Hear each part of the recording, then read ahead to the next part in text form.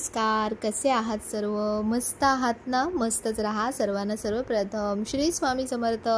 तुम्हाला सर्वांना आजचा दिवस खूप छान आनंदाचा आणि आरोग्यदायी जाओ.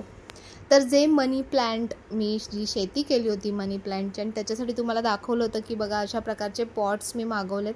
तर त्याला जे मागचं जे हुक होतं ना ते या ग्रिलमध्ये बसत नव्हतं. तर म्हणून त्याच्यासाठी काय मी जुगाड केला तो मी तुम्हाला दाखवते. या ज्या क्लिप्स येतात बघा, ह्या आपण जे नेट लावतो किंवा काय तर त्याच्यासाठी यूज होतात. तर त्या क्लिप्स मी मागवल्या होत्या आणि ह्या क्लिप्सना अगदी इझिली पटकन फिट होतात. आणखीन एक याचा यूज म्हणजे की जे मी प्लांटर्स बघा, जे ग्रिलसारखे प्लांटर्स मागवले होते, तर त्यालासुद्धा तुम्ही हे लावा. म्हणजे पावसाळ्यामध्ये ते हवेसोबत उडणार नाहीत किंवा पडणार नाहीत. तर ते मी तुम्हाला नेक्स्ट व्हिडिओमध्ये नक्की दाखवेनच की कशा प्रकारे मी ते स्टिक करते. पण ह्या कुंड्या मी अशा प्रकारे, म्हणजे हे जे छोटे प्लांटर्स मागवले होते तर त्याला मी अशा प्रकारे इथे लावणार आहे, जेणेकरून मला ज्या ह्या म्हणजे कुंड्या आहेत ना छोट्या छोट्या ज्या मी बनवल्या आहेत मनी प्लांटच्या, तर त्या मला इथे मस्तपैकी लावता येतील. ही माझ्या घराची दक्षिण पूर्व म्हणजे आग्नेय दिशा येते. तर त्याच्यासाठी ह्या दिशेला ना मनी प्लांटचं जे आहे साऊथ ईस्ट या दिशेलाच आपल्याला मनी प्लांट लावायचे आहेत, कारण ते जास्त प्रॉस्परस असतात असं म्हटलं जातं. तर हे जे मनी प्लांट मी इथे जे लावते ना, तर हे मी खूप जास्त वाढू देणार नाही आहे. ह्याचं रेग्युलर कटिंग करत राहणार आहे. म्हणजे ती पूर्ण वॉल अशी खूप छान दिसेल, ग्रीन अशी छान दिसेल. आणि आपण सोफ्याच्या इथे बसलो किंवा हॉलमध्ये बसलो तर साईडला असं छान सुंदर वाटतं. तुम्ही म्हणजे प्लांट्सने जेवढं तुम्ही सुशोभित कराल ना एखादी ग्रिल म्हणा किंवा तुमची बाल्कनी म्हणा, तितका ना त्या जागेला आणखीन खूप जिवंतपणा येतो. तर बघा, आता मी अशा प्रकारे हे इथे प्लांटर्स लावते. आणि ह्याचा एक लावण्याचा माझा जो उद्देश आहे ना तो असा आहे की याच्यामध्ये पाणी येणार, जे ड्रिप इरिगेशन म्हणतात, म्हणजे वरती तुम्ही एका प्लांटला पाणी घातलं तर ते खाली सगळ्या प्लांटला मिळत जातं. अशा पद्धतीने मी हे लावलेत. पुढे तुम्हाला दाखवते बघा की कसं पाणी यातून ड्रिप होतं. वरतून पाणी टाकलं तर ते थेंब थेंब पाणी खाली ह्याच्यामध्ये पडतं, इथून परत थेंब थेंब पाणी खाली ह्याच्यामध्ये पडतं. आहे की नाही मस्त आयडिया? तर तुम्ही पण प्लांटर्स लावाल ना तर अशा प्रकारे लावा, म्हणजे पाण्याची पण बचत होते आणि मस्त छान अशी एक आपली आयडिया पण होऊन जाते आणि सगळ्या झाडांना व्यवस्थित पाणी मिळतं.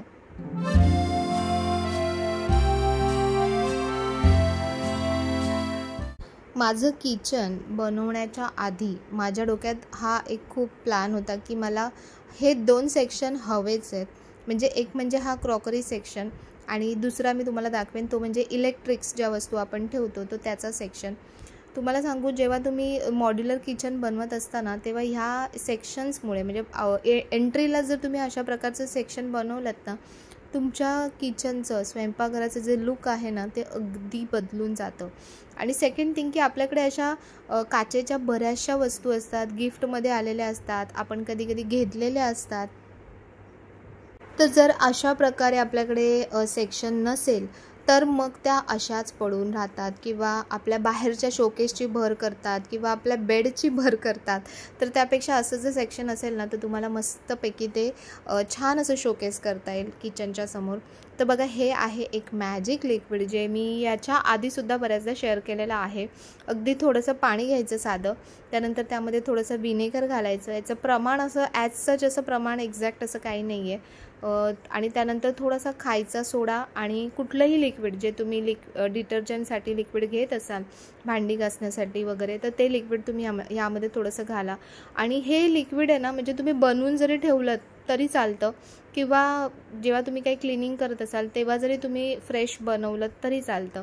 अगदी मस्त काम करतं. स्पेशली किचनसाठी मी तुम्हाला सांगेन, ज्यांच्या पण घरात मुंग्या वगैरे येतात, कॉक्रोच येतात, तर त्याच्यासाठी पण हे बेस्ट आहे. कारण ह्याच्यामध्ये विनेगर असतं आणि सोडा असतो जो अँटीबॅक्टेरियल काम करतो. आणि अगदी चिकटचा चिकट सरफेस जरी असेल ना तरी तो अगदी मस्त निघतो. तुम्ही शेगडी पुसून बघा, ह्याच्याने एकदम चकाचक दिसतं सगळं. तर मी हे अशी एक बॉटल ह्यातली करून ठेवते किंवा जेव्हा पण काही असं डीप क्लिनिंग करायचं असेल तर तेव्हा नक्कीच हे लिक्विड बनवून यूज करते.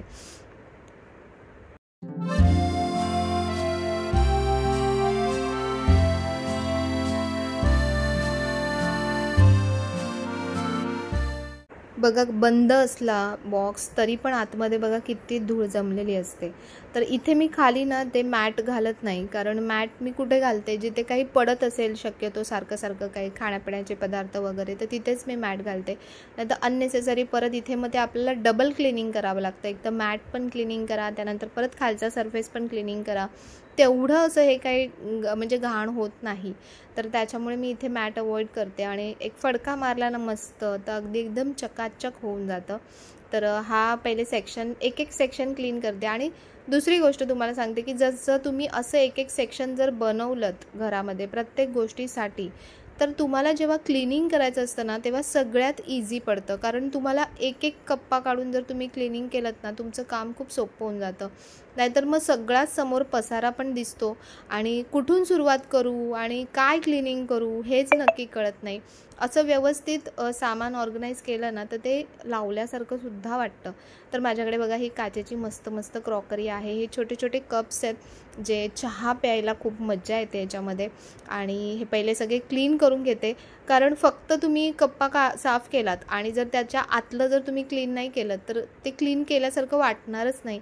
आणि म्हणून मी हे पण फक्त नॉर्मल साध्या पाण्याने असे व्यवस्थित स्वच्छ धुवून घेतले आणि त्यानंतर पुन्हा मी हे रिअरेंज करणार आहे. तर ह्याचा एक फायदा एक असाही होतो की काही वेळेला ना वस्तू तेवढ्या वापरात नसतात. तर काय होतं, जेव्हा तुम्ही असं डीप क्लिनिंग करता तर जे तुम्हाला लागत नाही आहे तर ते तुम्ही डिस्कार्डसुद्धा करू शकता, कोणाला देऊ शकता, किंवा अगदीच खराब झालं असेल तर फेकू शकता आणि तुम्हाला नवीन काही ॲडअप करायचं आहे. कारण कधी बघा आपण तेच बघूनसुद्धा आपल्याला कधी कंटाळा येतो. तर थोडंसं त्याचं जे अरेंजमेंट आहे ते थोडंसं शिफ्ट केलं, ते थोडंसं चेंज केलं, तरी तुम्हाला जी जुनी गोष्ट आहे ना ती अगदी नवीन दिसायला लागते. आणि दुसरी गोष्ट म्हणजे स्वच्छतेच्या बाबतीत तुम्हाला सांगते की जेव्हा तुम्ही क्लिनिंग करता, जेव्हा तुमचा हात फिरतो ना तिथे, मी खरं सांगू इतकं भारी वाटतं ना बघायला. म्हणजे तुमचं जे घर आहे तेच तुम्हाला फ्रेश आणि मस्त वाटायला लागतं. कारण तिथली जी नेगेटिव्ह एनर्जी असते ना ती निघून जाते आणि फ्रेशनेस येतो, पॉझिटिव्हिटी येते. त्यामुळे आणखीन भारी वाटतं. म्हणून वरच्यावर आपल्या घरामध्ये अशा प्रकारे साफसफाई ठेवणं खूप खूप खूप गरजेचं आहे.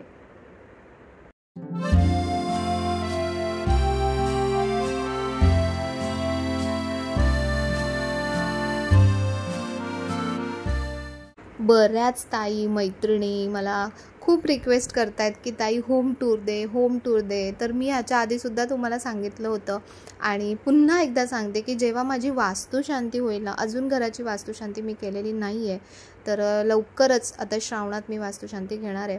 तर तेव्हा मग तुम्हाला नक्कीच होम टूर देईन. आणि तोपर्यंत तुर्तास मी एक तुम्हाला किचन टूर देऊ शकते की बाबा मी किचन कशा प्रकारे बनवलं आहे. अगदी काही खूप असं म्हणजे म्हणतात ना काही रॉकेट सायन्स असं मी काही वेगळं असं बनवलेलं नाही आहे. फक्त कसं असतं की प्रत्येकाची चॉईस, कलर ह्या सगळ्या गोष्टींमुळे खूप फरक पडत असतो.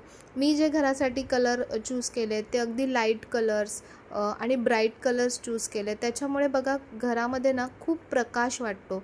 जर तुम्ही खूप डार्क कलर्स वापरलेत ना तर तुमची जी जागा आहे ना ती थोडी छोटी दिसायला लागते. तर म्हणून ह्या सगळ्या गोष्टी करताना ना थोडासा अभ्यासही करायचा. आता आपल्याकडे खूप साऱ्या गोष्टी अवेलेबल आहेत, इंटरनेट आहे, परत बरेचसे वेगवेगळे ॲप्स आहेत, त्याच्यावरून सुद्धा तुम्ही बऱ्याचशा गोष्टी शिकू शकता की आपण घर करताना काय गोष्टी विचारात घेतल्या पाहिजेत. सेकंड गोष्ट की तुमच्याकडे काय वस्तू अवेलेबल आहेत, तुम्हाला त्या कशा ठेवायच्या आहेत वगैरे, हे पण आपण थोडंसं प्लॅन करून बनवलं ना तर अगदी मस्त होतं. किंवा अगदी नाहीच, तुम्हाला समजतच नाही आहे की खरंच कसं मी प्लॅन करू, तर आता खूप सारे इंटिरियर डेकोरेटर्स आहेत. पण तुम्हाला एक गोष्ट सांगू, इंटिरियर करा पण त्यासोबत वास्तुशास्त्राची सुद्धा त्याला जोड द्या. बघा तुम्ही जे काम करता ना त्याला आणखीन 4 चांद लागून जातील का, कारण प्रत्येक गोष्ट तिच्या परफेक्ट जागेवर म्हणजे कलर म्हणा, कलरनुसार खूप फरक पडतो प्रत्येक गोष्टीचा. आणि प्रत्येक जागेतलं जडत्व वगैरे ह्या सगळ्या गोष्टी त्याच्यामध्ये येतात. तर म्हणून तुम्ही वास्तुशास्त्रानुसार जर काही गोष्टी प्लॅन केल्यात ना तर त्या तुम्हाला खूप खूप खूप लाभदायक पडतील. तर मी ज्यांच्याकडून संपूर्ण वास्तूचं करून घेतलं तर त्या काकांचा नंबर आहे ना मी डिस्क्रिप्शनमध्ये देईन. मागेसुद्धा बऱ्याच ताईंनी विचारलं होतं मला, तर तुम्ही त्यांच्याकडे नक्कीच कॉन्टॅक्ट करू शकता आणि नक्की त्यांच्याकडून तुमच्या घराचं वास्तू करून घ्या. बघा, घरामध्ये खूप छोट्या छोट्या गोष्टींमुळे ना खूप मोठे मोठे फरक पडतात. सेकंड हा जो सेक्शन मी बनवून घेतला आहे ना, तो हा इलेक्ट्रॉनिक्स गोष्टींसाठी बनवून घेतला. कारण सगळं खिचडी होतं पूर्ण. म्हणजे आपण समजा मिक्सरही तिथेच ओट्यावर, इतर काही गोष्टी कुठे कुठे खाली ट्रॉलीजमध्ये वगैरे घुसवून ठेवल्या, तर मग ना त्या म्हणजे तेवढ्या ॲक्सेसेबल वाटत नाहीत. आणि याच्यामध्ये दुसरी एक आणखीन सांगण्याची गोष्ट, की पहिले ॲक्सेसरीज घ्या, त्याच्यानंतर तुमचे जे पण शेल्फ्स आहेत ते प्लॅन करा. कारण कधी कधी काय होतं, आपल्या वस्तूंची साईज छोटी मोठी आणि शेल्फ छोटे मोठे ॲडजस्टमेंट होत नाहीत आणि मग जो सेक्शन आपण ज्याच्यासाठी प्लॅन केला आहे तिथे त्या वस्तू राहतच नाहीत, असंही बऱ्याच वेळा होतं. तर म्हणून पहिले वस्तू घ्या, वस्तूची साईज बघा आणि त्याच्यानुसार तुमचे हे प्लॅन्स करा. तर माझ्या ह्या 2 सेक्शन्समुळे ना माझा ओट्याची जी लेंथ आहे ना ती थोडीशी कमी झाली. पण ठीक आहे, जर मला हे हवं होतं तर मला ते ॲडजस्ट करणं गरजेचं होतं, नाहीतर मग ओटा आणखीन मोठा झाला असता. पण ह्या जर गोष्टी तुम्ही विचार करा ओट्यावर आल्या असत्या तर ओट्यावर आणखीन खूप म्हणजे प्लॅटफॉर्मवर आणखीन खूप गर्दी दिसली असती. तर म्हणून मी हे 2 सेक्शन प्लॅन केले की हे असलेच पाहिजेत. आणि ह्याचा खूप फरक पडतो तुम्हाला सांगू. इथे फक्त मिक्सरच नाही तर इतर सगळ्या ॲक्सेसरीज ज्या एक्स्ट्रा इलेक्ट्रॉनिक्स लागतात तर त्या सगळ्याच माझ्या इथे मावून जातात. त्यानंतर एक्स्ट्रा ज्या आपल्याला कधीतरी लागतात तर त्या तुम्ही दुसऱ्या ठिकाणी ठेवू शकता. पण रेग्युलर बेसिसवर तुम्हाला ज्या लागतात तर त्या अशा जवळच आपल्याला हँडीच असल्या पाहिजे. तर बघा, मिक्सरचे जे सगळी भांडी आहेत आपल्याला रोज काही सगळीच भांडी लागत नाहीत. यातली एखाद दुसरी जी आपण वाटण्यासाठी वापरतो तर तीच आपल्याला रेग्युलर लागतात. बाकी जी मिक्सरची भांडी आहेत ती नवीन दिसतात आणि जी रेग्युलर वापरतो ती अगदी जुनी दिसतात. तुमच्याकडे पण असंच होत असेल मला वाटतं. मला नक्की कमेंटमध्ये सांगा. तर हा माझा पॅनासॉनिकचा मिक्सर आहे आणि जवळपास 4 वर्ष झाले असतील ह्याला, 4 ते 5 वर्ष. आणि बघा, या लिक्विडने ना काय मस्त जादू होते, तुम्हाला दाखवते. बघा, लिक्विड तुम्ही टाकलं त्यानंतर पुसलं असं काही तर अगदी जो चिकटपणा म्हणा किंवा त्याचं जे शाईन आहे वस्तूची ती रिगेन होते.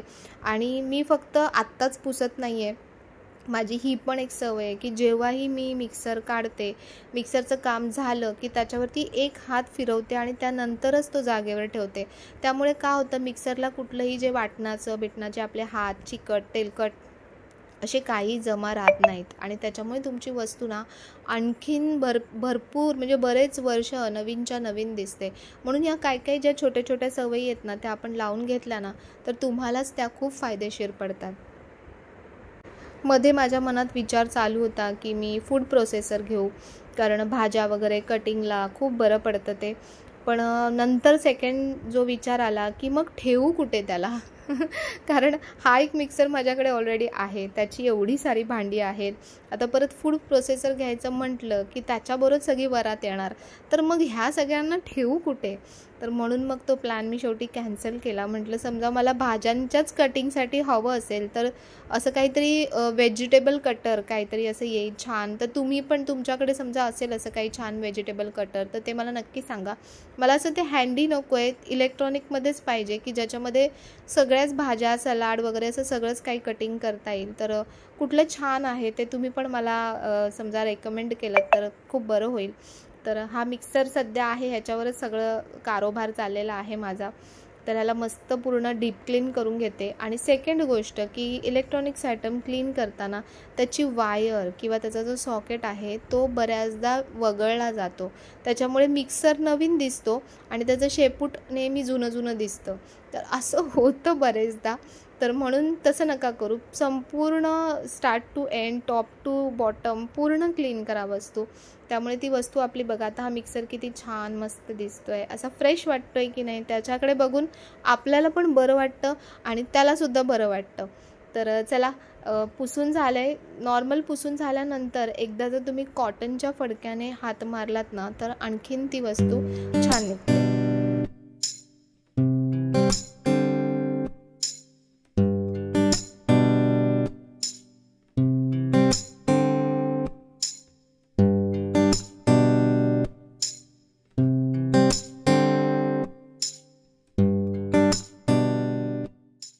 हा एक माझ्याकडे सँडविच मेकर आहे, टोस्टर म्हटलं तरी चालेल. तर हा पण व्यवस्थित क्लीन करून घेते. हे जे लिक्विड आहे ना, हे खूप मस्त लिक्विड आहे, तुम्ही नक्की बनवून बघा. टाईल्स क्लिनिंगसाठी सगळ्यासाठी तुम्ही यूज करू शकता. किचनमध्ये स्पेशली तुम्ही अगदी 100% त्याचा वापर होतो. आणि काय होतं, बऱ्याचदा मुलं हे यूज करतात आणि आतमधून क्लिनिंग करत नाहीत, असंच फक्त वरचेवर क्लीन करतात आणि सोडून देतात. मग त्याच्यामुळे बटर, तूप, तेल याचा सगळा आतमध्ये जो अंश उरलेला असतो ना, त्याने चिकटपणा येतो वेगळाच. तर म्हणून वेळीच हे छान क्लीन करून ठेवलं तर अगदी मस्त स्वच्छ राहतं. तर बघा, आता इथे जे सगळे एक्स्ट्रा गोष्टी आहेत ज्या मला अगदी रेग्युलर लागत नाहीत त्या मी वरच्या सेक्शनमध्ये ठेवते आणि ज्या रेग्युलर लागतात त्या मी खालच्या सेक्शनमध्ये ठेवते. हा छोटा मिक्सर मी का ठेवला आहे, हा खूप हँडी आहे, मस्त आहे. अगदी थोडंसंच काहीतरी वाटायचं असेल तर त्याच्यासाठी हा खूप बेस्ट पडतो. या सगळ्या ज्या किचनच्या ज्या गोष्टी मी सगळ्या केलेल्या आहेत त्या दिसायला तुम्हाला सोप्या वाटत असतील, पण जेव्हा खरंच आम्ही प्लॅन करत होतो ना, तर तेव्हा अक्षरशः डोक्याचा पूर्ण बुग्या झाला होता. कारण विदाऊट कोणाची हेल्प घेता, कारण मी कुठलाही इंटिरियर डिझायनर किंवा डेकोरेटर काहीही मी हायर केला नव्हता. सगळंच स्वतःच्या डोक्याने प्लॅन करून या सगळ्या गोष्टी केलेल्या आहेत. पण असंही नाही आहे की हे शक्य नाही आहे, तुम्ही करू शकता. तुम्हाला फक्त थोडंसं म्हणतात ना की एक टेक्निकल नॉलेज असणं गरजेचं आहे. तुम्हाला त्या गोष्टींची थोडीशी आवड असेल, कलर्सच्या बाबतीत किंवा डेकोरेशन्सच्या बाबतीत ही थोडी आवड असेल ना, तर आपोआप त्या गोष्टी होऊन जातात छान प्लॅन. तर बघा, आता हे मस्त क्लीन झालं आहे सगळं. आता हा जो एअर फ्रायर आहे हा पण मी क्लीन करून घेते. हा माझ्याकडे ऑलरेडी होता एगारोचा आणि त्याच्यामुळे त्या म्हणजे तो सेक्शन मी तेवढाच बनवून घेतला जेवढा तो एअर फ्रायर ते बसेल. कारण मग जर तुम्ही प्लॅटफॉर्मवर तो ठेवला ना, एक तर तो मग खराबही दिसतो, कारण प्लॅटफॉर्मवर खूप अडगळ दिसते सगळी. तर मला तसं नको हवं होतं, म्हणून मी त्याला सेपरेट सेक्शनच केलं की सारखं त्याची हालचाल पण नको इकडून तिकडून. एका जागेवर बसलायस बाबा, स्थिर बस आणि तिथेच तुझं काम मस्त कर असं त्याला सांगत असते. तर ह्या लिक्विडने बघा असं आतून थरोली व्यवस्थित क्लीन केलं ना, तर हे पण खूप छान निघतं. आणि हा यूजफुल आहे खूप एअर फ्रायर. मागे एका ताईने विचारलं होतं, तर खूप यूजफुल आहे. आता सध्या आपण तेलकट, ऑइली खायचं खूप अवॉइड करतो, तर याच्यामध्ये अगदी मिनिमम ऑइल यूज करून किंवा विदाऊट ऑइलसुद्धा तुम्ही बऱ्याचशा गोष्टी रेसिपीज याच्यामध्ये बनवू शकतात.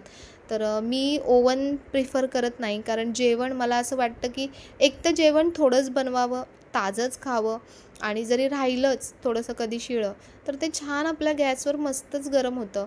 तर त्याच्यामुळे ओव्हनचे लाड मी काही ठेवले नाही आहेत, ओव्हन नकोच, आणि म्हणून हा एअर फ्रायर मी घेतला आहे. आणि अशा प्रकारे आपलं छान असं या दोन्ही सेक्शनचं क्लिनिंग झालं आहे. आणि या सेक्शनच्या बाबतीत पण बऱ्याचशा गोष्टी मी तुमच्यासोबत शेअर केल्या. तर तुम्हाला कसं वाटलं, आवडला असेल व्हिडिओ तर नेहमीप्रमाणे लाईक, शेअर, सबस्क्राईब नक्की करा. पुन्हा भेटूया अशाच नवीन व्हिडिओमध्ये. तोपर्यंत सर्वांना बाय आणि सर्वांना श्री स्वामी समर्थ.